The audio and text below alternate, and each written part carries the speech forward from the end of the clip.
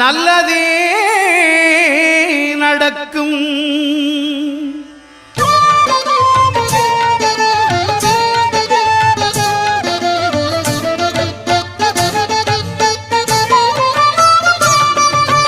ஒன்பது கோளும் ஒன்றாய் காண